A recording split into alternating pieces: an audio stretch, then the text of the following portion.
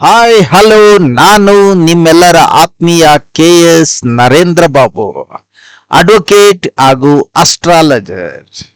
ಆತ್ಮೀಯರೇ, ಈ ಬಾರಿಯ ಗುರು ಸಂಚಾರ ಯಾರ ಅದೃಷ್ಟ ಬದಲಾಗುತ್ತದೆ, ಯಾರ ಪರೀಕ್ಷೆಯ ಕಾಲ. ಗುರು ಕಟಾಕ್ಷ ಇದ್ದರೆ ಗುಡಿಸಲು ಗೋಪುರ ಆಗುತ್ತದೆ.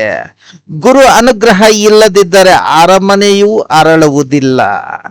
ಜ್ಯೋತಿಷ್ಯದಲ್ಲಿ ಶನಿಯನ್ನು ಕರ್ಮಫಲದ ನ್ಯಾಯಾಧೀಶನೆಂದು ಕರೆಯುವುದೇ ಆದರೆ ಗುರುವನ್ನು ದೈವ ಕೃಪೆಯ ಜೀವಂತ ಪ್ರತೀಕ ಎಂದು ಕರೆಯುತ್ತಾರೆ.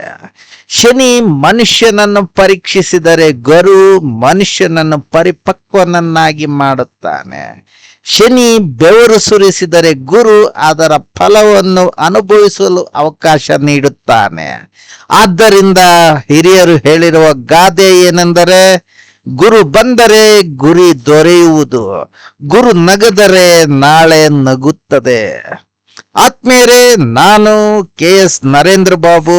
ಇದು ನಿಮ್ಮ ಅಚ್ಚುಮೆಚ್ಚಿನ ಯೂಟ್ಯೂಬ್ ಚಾನಲ್ ಆಸ್ಟ್ರೋ ಜಸ್ಟಿಸ್ 23.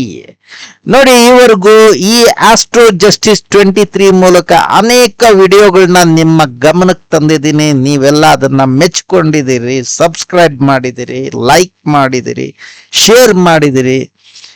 ನಿಮ್ಮ ನೆಂಟರಿಷ್ಟರಿಗೆ, ಆತ್ಮೀಯರಿಗೂ ಕೂಡ ಅದನ್ನ ಶೇರ್ ಮಾಡಿ ನಮ್ಮನ್ನ ಪ್ರೋತ್ಸಾಹಿಸಿದ್ರೆ. ನಿಮ್ಮ ಈ ಎಲ್ಲ ಪ್ರೋತ್ಸಾಹದಿಂದ ಇನ್ನಷ್ಟು ಪ್ರೋತ್ಸಾಹಿತನಾಗಿ ನಾನು ಹಲವಾರು ರೀತಿಯ ವಿಡಿಯೋಗಳನ್ನ ಮಾಡಿದ್ದೀನಿ. ಕುಜದೋಷ, ಪಿತೃದೋಷ, ನಾಗದೋಷ, ಶನಿ ಕಾಟ, 7.5 ಶನಿ, ಪಂಚಮ ಶನಿ, ಅಷ್ಟಮ ಶನಿ, ಮಕ್ಕಳಾಗದಿರುವುದು, ಹೀಗೆ ಅನೇಕ ವಿಷಯಗಳ ಬಗ್ಗೆ ನಾನು ವಿಡಿಯೋ ಮಾಡಿ ನಿಮಗೆ ಅರ್ಪಿಸಿದ್ದೀನಿ. ಪ್ರತಿ ನನ್ನ ಪ್ರಯತ್ನಕ್ಕೂ ನೀವು ಬೆಂಬಲ ನೀಡಿ ಸಬ್ಸ್ಕ್ರೈಬ್ ಮಾಡಿ ಪ್ರೋತ್ಸಾಹಿಸಿದ್ದೀರಿ. ನೋಡಿ, ಈ ಬಾರಿ ನಾನು ಗುರು ಸಂಚಾರದಿಂದ ಯಾರ ಅದೃಷ್ಟ ಬದಲಾಗುತ್ತೆ ಅನ್ನೋದನ್ನ ನಿಮ್ಮ ಗಮನಕ್ಕೆ ತರ್ತಾ ಇದ್ದೇನೆ. ನೋಡಿ, ನಾನು ಹೇಳೋಂತ ಪ್ರತಿಯೊಂದು ವಿಷಯ ನಿಮಗೂ ಅನ್ವಯಿಸ್ತದ, ನಿಮ್ಮ ಮನೆಯವರಿಗೂ ಅನ್ವಯಿಸ್ತದ, ಮಕ್ಕಳಿಗೆ, ಹೆಂಡತಿಗೆ, ಗಂಡನ್ಗೆ, ಸ್ನೇಹಿತರಿಗೆ, ಸಂಬಂಧಿಕರಿಗೆ ಇದು ಅನ್ವಯಿಸ್ತದೆ. ಆದ್ರೆ ನೀವು ನನ್ನ ಜೊತೆ ಕಾಮೆಂಟ್ ಮಾಡಿ ನಾನು ಹೇಳಿದ್ದು ಎಷ್ಟು ನಿಮಗೆ ನೇರವಾಗಿ ಪ್ರಯೋಗ ಆಗ್ತಾ ಇದೆ ಅಂತ. ಆತ್ಮೀಯರೇ, ಈಗ ಶುರು ಮಾಡೋಣ. ಗುರು ಸಂಚಾರ ಯಾರ ಅದೃಷ್ಟ. ನೋಡಿ, ಈ ವರ್ಷದ ಗುರು ಸಂಚಾರವು ಕೇವಲ ಒಂದು ಗ್ರಹದ ಸ್ಥಳ ಬದಲಾವಣೆ ಮಾತ್ರ ಅಲ್ಲ, ಅನೇಕ ಜನರ ಜೀವನದಲ್ಲಿ ಹೊಸ ಅಧ್ಯಾಯ ಆರಂಭಿಸುವ ಕಾಲ ಆಗಿದೆ. ಕೆಲವರಿಗೆ ಇದು ಜನನದ ಶುಭ ಸುದ್ದಿ, ಕೆಲವರಿಗೆ ವಿವಾಹದ ಶುಭ ಮುಹೂರ್ತ, ಕೆಲವರಿಗೆ ಉದ್ಯೋಗದ ಉನ್ನತಿ, ಕೆಲವರಿಗೆ ನ್ಯಾಯಾಲಯದಲ್ಲಿ ಜಯ, ಕೆಲವರಿಗೆ ಮನೆ ಕಟ್ಟುವ ಭಾಗ್ಯ, ಮತ್ತೆ ಕೆಲವರಿಗೆ ಕರ್ಮಫಲದ ಗಾಢ ಪಾಠ ಆಗಲಿದೆ. ಗುರು ಸಂಚಾರವನ್ನು ಕೇವಲ ರಾಶಿಯಿಂದ ಮಾತ್ರ ನಿರ್ಣಯಿಸುವುದು ಅಪೂರ್ಣ ಕಣ್ರಿ. ನಕ್ಷತ್ರ, ಲಗ್ನ, ಗುರು ಇರುವ ಭಾವ, ಗುರುವಿನ ದೃಷ್ಟಿ, ಗುರುವಿನ ಯುಕ್ತಿ, ದಶಾಭುಕ್ತಿ, ಗೋಚಾರ, ಅಷ್ಟಕ ವರ್ಗ, ನವಾಂಶ ಇವೆಲ್ಲವನ್ನು ಒಟ್ಟಾಗಿ ಪರಿಶೀಲಿಸಿದಾಗ ಮಾತ್ರ ನಿಖರ ಫಲ ದೊರೆಯುತ್ತದೆ. ಆತ್ಮೀಯರೇ, ಈಗ ಯಾವ ರಾಶಿಗಳಿಗೆ ಗುರು ವಿಶೇಷ ಫಲ ನೀಡುತ್ತಾನೆ ಅಂತ ನೋಡೋಣ.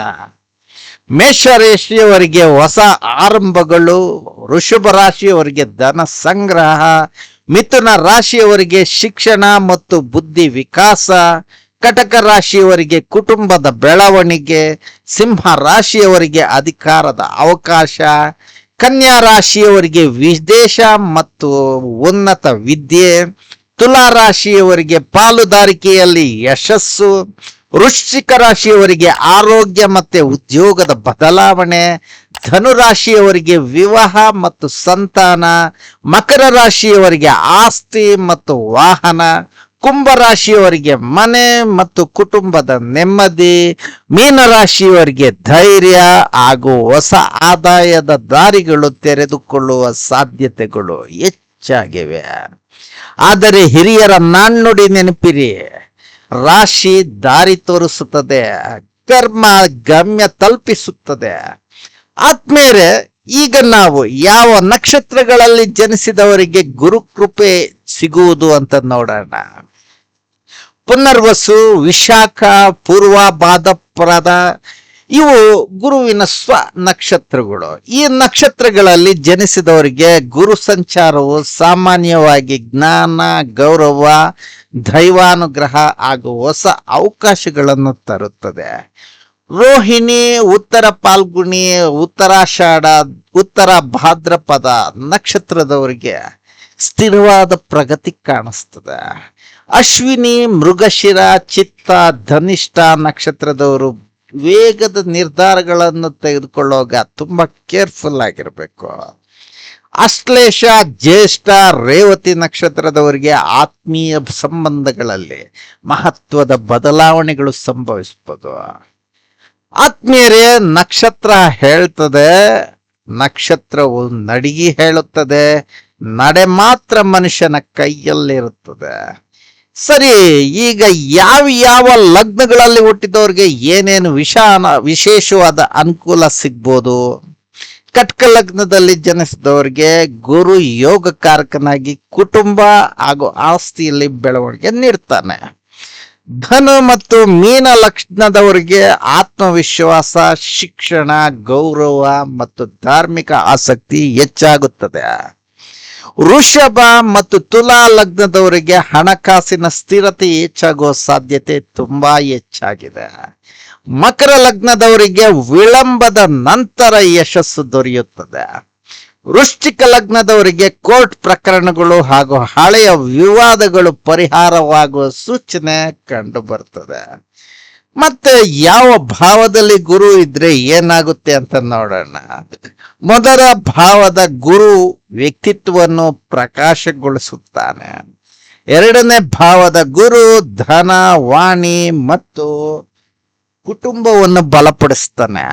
ಮೂರನೇ ಭಾವದ ಗುರು ಸಾಹಸ ಮತ್ತು ಬರವಣಿಗೆಗೆ ಅವಕಾಶ ಕೊಡ್ತಾನೆ.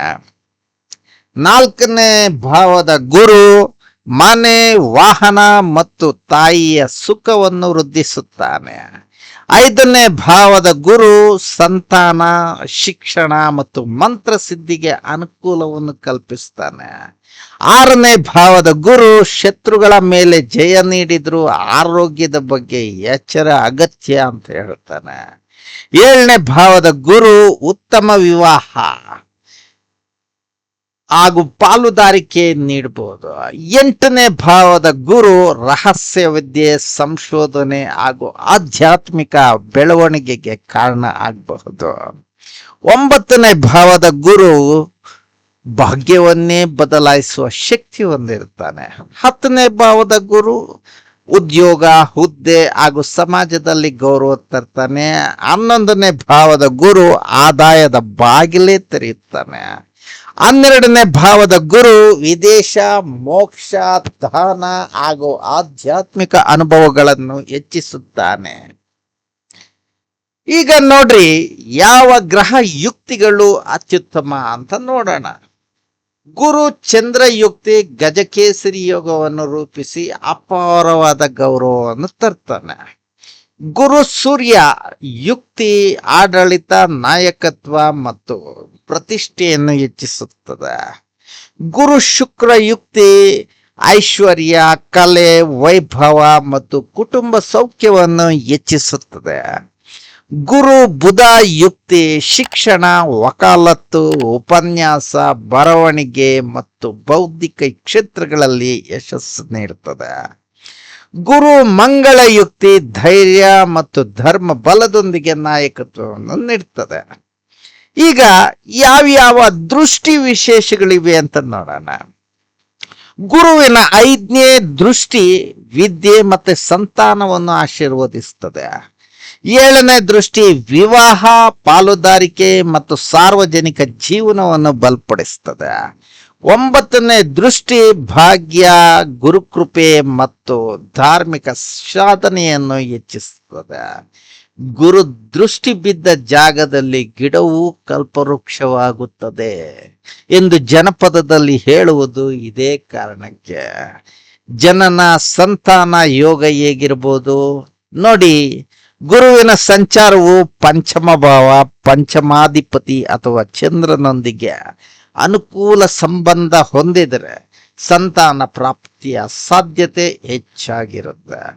ಅನೇಕ ವರ್ಷಗಳಲ್ಲಿ ಸಂತಾನಕ್ಕಾಗಿ ಕಾಯುತ್ತಿರುವ ದಂಪತಿಗಳಿಗೆ ಈಗ ಶುಭ ಸುದ್ದಿ ಬರಲೂಬಹುದು. ಮರ ಹೂ ಬಿಟ್ಟಾಗ ಫಲ ಬರುತ್ತದೆ, ಕಾಲ ಬಂದಾಗ ಸಂತಾನ ಬರುತ್ತದೆ. ವಿವಾಹ ಮತ್ತೆ ಸಂಸಾರ ಹೇಗಿದೆ ಅಂತ ನೋಡೋಣ. ವಿವಾಹ ವಿಳಂಬ ಆಗಿದ್ದವರಿಗೆ ಮಾತುಕತೆಗಳು ಪುನರಾರಂಭ ಆಗಬಹುದು ಕಣ್ರಿ. ಬೇರ್ಪಟ್ಟ ದಂಪತಿಗಳಲ್ಲಿ ಸಮಾಧಾನದ ಪ್ರಯತ್ನಗಳು ನಡೆಯಬಹುದು. ಕೆಲವರಿಗೆ ಪ್ರೇಮ ವಿವಾಹ, ಕೆಲವರಿಗೆ ಸಂಪ್ರದಾಯಬದ್ಧ ವಿವಾಹ, ಮತ್ತಿತರಿಗೆ ಎರಡನೇ ವಿವಾಹದ ಯೋಗನೂ ನಿರ್ಮಾಣ ಆಗಬಹುದು.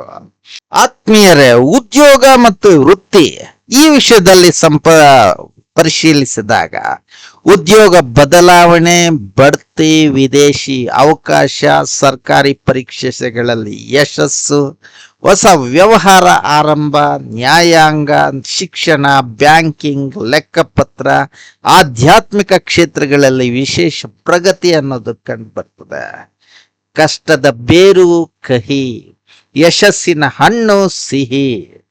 ಇನ್ನು ಆರೋಗ್ಯ, ಗುರು ಸಾಮಾನ್ಯವಾಗಿ ರಕ್ಷಕನಾಗಿದ್ದರೂ ಅತಿಯಾದ ಆಹಾರ, ತೂಕ ಹೆಚ್ಚಳ, ಸಕ್ಕರೆ, ಯಕೃತ್ತಿನ ಸಮಸ್ಯೆಗಳು, ಕೊಬ್ಬಿನ ಅತಿರೇಕದ ಬಗ್ಗೆ ಎಚ್ಚರಿಕೆ ಅಗತ್ಯ. ಆರೋಗ್ಯವೆಂಬುದು ಭಾಗ್ಯಕ್ಕಿಂತ ದೊಡ್ಡ ಸಂಪತ್ತು ಕಣ್ರಿ. ಇನ್ನು ಆದಾಯ ಮತ್ತು ಸಂಪತ್ತನ್ನ ಗಮನಿಸೋಣ. ಸ್ಥಗಿತಗೊಂಡ ಹಣ ಮತ್ತೆ ವಾಪಸ್ ಬರ್ತದೆ. ಹೊಸ ಆದಾಯದ ಮೂಲಗಳು ಸೃಷ್ಟಿಯಾಗ್ಬಿಡ್ತವೆ. ಜಮೀನು, ಮನೆ, ವಾಹನ ಖರೀದಿಯ ಯೋಗ ಬಲ ಆಗ್ಬಿಡ್ತದೆ. ಹಳೆಯ ಸಾಲಗಳು ತೀರಿಸೋ ಅವಕಾಶನೂ ಈಗ ಸಿಕ್ಬಿಡ್ತದೆ ನೋಡ್ರಿ. ಇನ್ನು ಕೋರ್ಟು, ಕಚೇರಿ, ಸರ್ಕಾರದ ಕೆಲಸಗಳನ್ನ ಗಮನಿಸಿದ್ರೆ ಗುರು ನ್ಯಾಯ, ಧರ್ಮ ಮತ್ತು ಸತ್ಯದ ಸಂಕೇತ. ದಾಖಲೆಗಳು ಸರಿಯಾಗಿದ್ದು ಸತ್ಯ ನಿಮ್ಮ ಪರ ಆಗಿದ್ರೆ ಕೋರ್ಟ್ ಪ್ರಕರಣಗಳಲ್ಲಿ ಅನುಕೂಲಕರ ಬೆಳವಣಿಗೆ ಕಂಡು ಬರ್ತದೆ. ಸರ್ಕಾರಿ ಕಚೇರಿಗಳಲ್ಲಿ ಬಾಕಿ ಉಳಿದ ಕೆಲಸಗಳು ಚುರುಕಾಗ್ತದೆ. ಆದರೆ ಸುಳ್ಳು ದಾಖಲೆ, ಮೋಸ ಮತ್ತು ಅನ್ಯಾಯದ ಮೇಲೆ ಕಟ್ಟಿದ ಕೆಲಸಗಳು ಹೆಚ್ಚು ದಿನ ಉಳಿಯೋದಿಲ್ಲ ಕಣ್ರಿ. ಧರ್ಮಕ್ಕೆ ತಡ ಇರಬಹುದು, ಆದರೆ ಸೋಲಿಲ್ಲ. ದೋಷಗಳು, ಶಾಪಗಳು ಏನಾದ್ರೂ ಇದೆಯಾ ಅಂತ ನೋಡೋಣ. ನೋಡಿ, ಸಾಮಾನ್ಯವಾಗಿ ಪಿತೃದೋಷ, ಗುರುದೋಷ, ಬ್ರಹ್ಮಶಾಪ, ಗುರುನಿಂದೆ, ಶಿಕ್ಷಕರ ಅವಮಾನ, ದಾನ ಧರ್ಮದ ಕೊರತೆ, ಜ್ಞಾನಿಗಳ ಅವಹೇಳನೆ ಇಂಥವೆಲ್ಲನೂ ಗುರು ಕೃಪೆಯನ್ನ ಕಡಿಮೆ ಮಾಡ್ಬಿಡ್ತವೆ. ಗುರು ಅನುಗ್ರಹಕ್ಕಾಗಿ ವಿದ್ಯಾದಾನ, ಅನ್ನದಾನ, ಗುರು ಸೇವೆ, ಹಿರಿಯರಿಗೆ ಗೌರವ, ಮಕ್ಕಳ ಶಿಕ್ಷಣಕ್ಕೆ ಸಹಾಯ, ಧಾರ್ಮಿಕ ಗ್ರಂಥಗಳ ಅಧ್ಯಯನ ಅತ್ಯುತ್ತಮವಾದ ಪರಿಹಾರಗಳು ಕಣ್ರಿ. ನೋಡಿ, ಅಂತಿಮವಾಗಿ ನಾನು ನಿಮ್ಗೆ ಹೇಳೋದು ಏನಂದ್ರೆ, ಗುರು ಸಂಚಾರ ಕೇವಲ ಅದೃಷ್ಟ ಬದಲಿಸುವ ಘಟನೆ ಅಲ್ಲಪ್ಪ, ಅದು ಜೀವನದ ದಿಕ್ಕು ಬದಲಿಸುವ ದಿವ್ಯ ದೀಪ. ಆದರೆ ದೀಪ ಬೆಳಗಿದರೂ ನಡೆಯಬೇಕಾದದ್ದು ಮನುಷ್ಯನೇ ಅನ್ನೋದು ಜ್ಞಾಪಕ ಇರಲಿ. ಹಿರಿಯರ ಮಾತನ್ನ ಈ ಸೆಕೆಂಡಲ್ಲಿ ಜ್ಞಾಪಿಸ್ಕೊಳ್ಳೋಣ. ಬೀಜ ಬಿತ್ತದೆ ಬೆಳೆ ಬರುವುದಿಲ್ಲ, ಪುಣ್ಯ ಮಾಡದೆ ಗುರು ಕೃಪೆ ನೆಲೆಸುವುದಿಲ್ಲ. ಕಾಲ ಬಂದರೆ ಕಲ್ಲು ಕರಗುತ್ತದೆ, ಗುರು ಬಂದರೆ ಗತಿಯೇ ಬದಲಾಗುತ್ತದೆ. ಅದಕ್ಕೆ ಕಣ್ರೆ, ಗುರು ಸಂಚಾರವನ್ನು ಭಯದಿಂದಲ್ಲ ಭಕ್ತಿಯಿಂದ ಸ್ವಾಗತಿಸಿ, ಕರ್ಮವನ್ನು ಶುದ್ಧಗೊಳಿಸಿ, ಧರ್ಮವನ್ನು ಹಿಡಿದು ನಡೆಯಿರಿ. ಆಗ ಗುರುವಿನ ಕೃಪೆ ಕೇವಲ ನಿಮ್ಮ ಜಾತಕದಲ್ಲಷ್ಟೇ ಅಲ್ಲ, ನಿಮ್ಮ ಜೀವನದಲ್ಲೂ ಪ್ರಕಾಶಿಸುವುದು ಖಂಡಿತ. ನೋಡಿ, ಗುರು ಕೃಪೆ ಇದ್ದಾಗ ಗತಿ ಬದಲಾಗುತ್ತೆ. ಗುರು ಕೋಪ ಬಂದರೆ ಗಮ್ಯವೇ ದೂರವಾಗುತ್ತೆ. ಗುರು ಸಂಚಾರದ ಆಳವಾದ ರಹಸ್ಯಗಳು, ಯಾರ ಜೀವನದಲ್ಲಿ ಯಾವ ಅಧ್ಯಾಯ ಆರಂಭವಾಗುತ್ತೆ ಅಂತ. ಪ್ರಿಯರೇ, ಜ್ಯೋತಿಷ್ಯವೆಂದರೆ ಭಯ ಹುಟ್ಟಿಸುವ ಶಾಸ್ತ್ರವಲ್ಲ ಕಣ್ರೆ, ಬದುಕಿಗೆ ಬೆಳಳು ತೋರಿಸುವ ದಿವ್ಯ ದರ್ಪಣ. ಗ್ರಹಗಳು ಮನುಷ್ಯನನ್ನು ನಡೆಸುವುದಿಲ್ಲ, ಆದರೆ ಮನುಷ್ಯ ನಡೆಯುವ ದಾರಿಯಲ್ಲಿ ಬೆಳಕು ಅಥವಾ ನೆರಳನ್ನು ಉಂಟು ಮಾಡ್ತದೆ. ಆ ಬೆಳಕಿನಲ್ಲಿಯ ಅತ್ಯಂತ ಪ್ರಕಾಶಮಾನವಾದ ದೀಪವೇ ಈ ಗುರು. ಜನಪದದಲ್ಲಿ ಒಂದು ಸುಂದರವಾದ ಮಾತಿದೆ ಕಣ್ರಿ, ಗುರು ಇದ್ದ ಮನೆಗೆ ಬಾಗಿಲಿಗೆ ಕತ್ತಲು ಬರುವುದಿಲ್ಲ. ಇದು ಕೇವಲ ಕಾವ್ಯವಲ್ಲ, ಜ್ಯೋತಿಷ್ಯದ ಸಾರವೂ ಹೌದು. ಗುರು ಅನುಗ್ರಹ ಇರುವ ಜಾತಕದಲ್ಲಿ ಸಂಪತ್ತು ಇಲ್ಲದಿದ್ದರೂ ಸಂತೋಷ ಇರುತ್ತದೆ, ಹುದ್ದೆ ಇಲ್ಲದಿದ್ದರೂ ಗೌರವ ಇರುತ್ತದೆ, ಶಕ್ತಿ ಇಲ್ಲದಿದ್ದರೂ ಸಮಾಜದ ಆಶೀರ್ವಾದ ಇರುತ್ತದೆ. ನೋಡಿ, ಗುರು ಯಾರಿಗೆ ಕೇವಲ ಹಣವನ್ನಲ್ಲ ಗೌರವವನ್ನು ಕೊಡ್ತಾನೆ ಅಂತ ನೋಡೋಣ. ಲಕ್ಷ್ಮಿಯನ್ನು ಅನೇಕರು ಸಂಪಾದಿಸಬಹುದು, ಆದರೆ ಲಕ್ಷ್ಮಿಯ ಜೊತೆ ಮಾನ, ಮರ್ಯಾದೆ, ಪ್ರತಿಷ್ಠೆ, ಜನಪ್ರಿಯತೆ, ಒಳ್ಳೆಯ ಹೆಸರು, ಗುರುಸ್ಥಾನ, ಸಮಾಜದಲ್ಲಿ ಗೌರವ ಇವುಗಳನ್ನ ಕೊಡುವವನು ಬರೀ ಗುರು ಮಾತ್ರ. ಹಣ ಕೊಟ್ಟವನು ಶ್ರೀಮಂತನಾಗ್ಬೋದು ಕಣ್ರಿ, ಜ್ಞಾನ ಕೊಟ್ಟವನಷ್ಟೇ ಗುರು ಆಗ್ತಾನೆ. ಈ ಗುರು ಸಂಚಾರದಲ್ಲಿ ಅನೇಕರು ತಮ್ಮ ಹೆಸರಿನ ಮುಂದೆ ಹೊಸ ಹುದ್ದೆಯನ್ನು ಸೇರಿಸಿಕೊಳ್ಬಹುದು. ಕೆಲವರು ಪ್ರಾಂಶುಪಾಲರೇ ಆಗ್ಬೋದು, ಕೆಲವರು ನ್ಯಾಯಾಧೀಶರು ಆಗ್ಬೋದು, ಕೆಲವರು ಹಿರಿಯ ಅಧಿಕಾರಿಗಳಾಗ್ಬೋದು, ಕೆಲವರು ರಾಜಕೀಯವಾಗಿ ಗುರುತಿಸ್ಕೊಳ್ಬೋದು, ಕೆಲವರು ಸಮಾಜ ಸೇವಕರಾಗಿ ಹೆಸರು ಮಾಡ್ಬೋದು.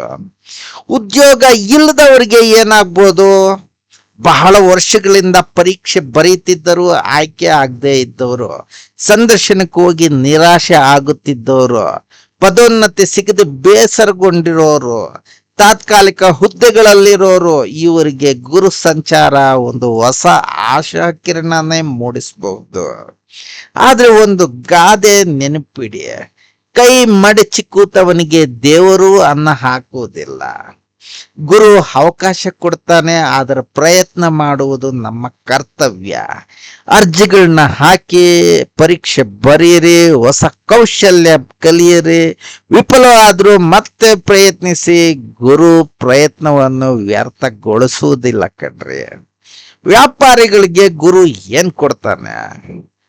ವ್ಯಾಪಾರದಲ್ಲಿ ಹಲವು ವರ್ಷಗಳಿಂದ ನಷ್ಟ ಅನುಭವಿಸ್ತಾ ಇದ್ದವರು, ಗ್ರಾಹಕರು ಕಡಿಮೆ ಆಗಿದ್ದವರು, ಸಾಲದ ಒತ್ತಡದಲ್ಲಿದ್ದವರು, ಹೊಸ ಹೂಡಿಕೆಗೆ ಮಾಡೋದಕ್ಕೆ ಹೆದರ್ತಾ ಇದ್ದವರು, ಇವ್ರಿಗೆ ನಿಧಾನವಾಗಿ ಪರಿಸ್ಥಿತಿ ಬದಲಾಗುತ್ತೆ ನೋಡಿ.